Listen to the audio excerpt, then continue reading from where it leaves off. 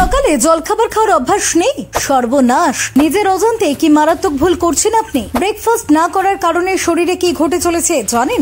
স্বাস্থ্য বিশেষজ্ঞদের কথা শুনলে মাথায় হাত পড়বে আপনার। সকালের জলখাবারে সবসময় পুষ্টিকর হওয়া চাই, কারণ এই সময় যত বেশি পুষ্টিকর খাবার খাওয়া যায় তত বেশি সারাদিন এনার্জেটিক থাকা সম্ভব। কিন্তু বেশিরভাগ মানুষ ব্রেকফাস্ট খাওয়াতেই অনীহা দেখান। সকালের ব্যস্ততায় খাবার না খেয়ে বেরিয়ে পড়েন, আবার কেউ কোনো রকমে নাকে মুখে কিছু গুজে বেরিয়ে যান। অনেক সময় ওজন কমানোর জন্য ব্রেকফাস্ট করেন না কেউ।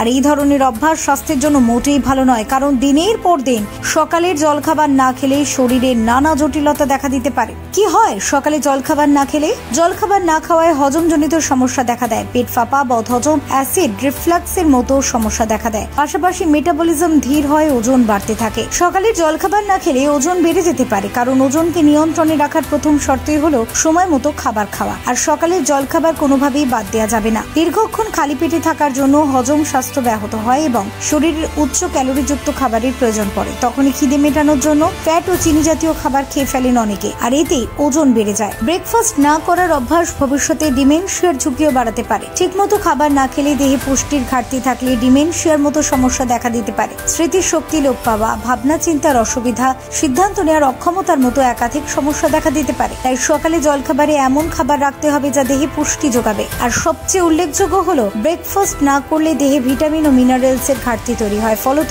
শরীরে নানা রোগের আগমন ঘটে। তাছাড়া আজকাল প্রতিটি বাড়িতে একজন করে ডায়াবেটিসের রোগীর দেখা মেলে, আর এর পিছনেও দায়ী খাওয়া দাওয়া। বিশেষত সময় মতো সঠিক খাবার না খেলে, ব্রেকফাস্ট না করলে টাইপ 2 ডায়াবেটিসের ঝুঁকি বাড়ে। তাই রক্তের শর্করার মাত্রাকে নিয়ন্ত্রণে রাখতে সকালে অবশ্যই জলখাবার খাওয়া জরুরি। ফিউরো রিপোর্ট, ডক্টর টাইম।